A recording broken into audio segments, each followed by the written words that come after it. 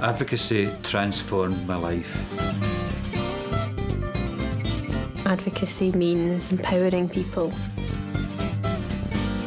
Advocacy to me is a chance to stand up for yourself. Advocacy gives those who wouldn't normally have a voice. Advocacy is about encouraging and enabling someone's voice to be heard. Advocacy is a voice to trust.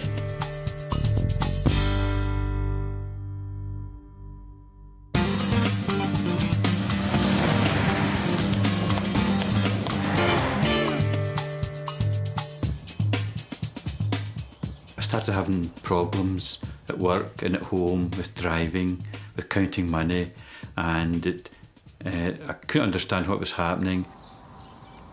It was in November 1999. I went for various brain scans and my consultant told me I had dementia.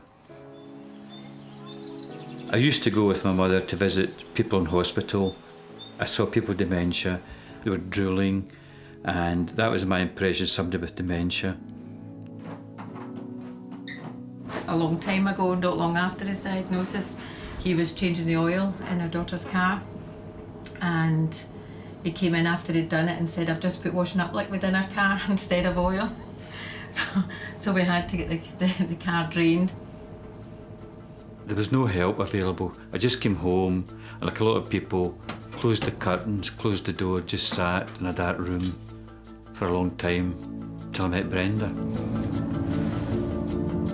I suppose in a sense I feel that I've got a talent for inspiring people and getting them to do things that they want to do.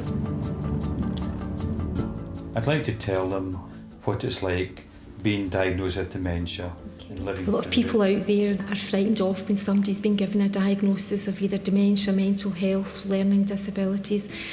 People actually sort of steer away. This isn't my normal route, so I'm unclear about the buses.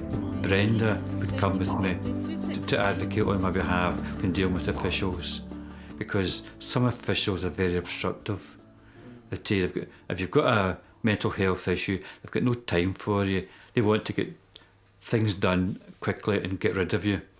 So it's good to have somebody that would stand up to them. I've worked in different occupations and I've watched people being ignored because of other people's inadequacy about mental health, dementia.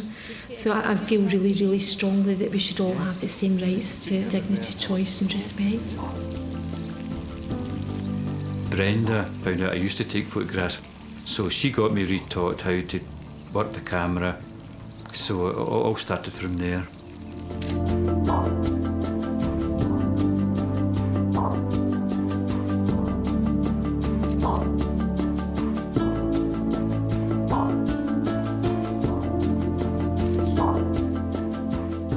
I think that people out there don't understand what advocacy is. I think there is a bit of a myth about advocates that go in and complain and are always shouting and moaning on behalf of a client, and that's the wrong image totally.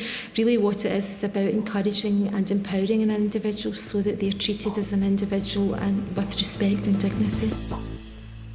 I'll talk about that. He's actually advocating for himself now, and he's actually sending a very, very important message out to others with dementia, and it's a great example of how advocacy can work. He tries to inspire other people, he tries to teach them, that let them know that they can do things that he can do if he gets proper support. The bottom line is, it's your wishes that will come through. The advocate doesn't have to agree with you. What they've got to do is to give you choices, and you then make your choice as an individual, and then they'll support you fully in carrying out that choice.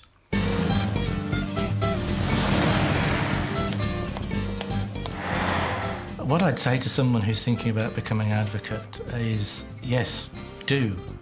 Go ahead, become an advocate. It's a great thing that you do. It's a great service that you do for someone. To me, it's a chance to stand up for yourself. Advocacy did a lot for me in getting things that I wouldn't normally have got. You know, you've got these rights, so if you want to take it forward a bit further, I'll be there to support you with that. It's a huge, rewarding job. It's really, really nice to watch individuals grow. Advocacy is a voice to trust.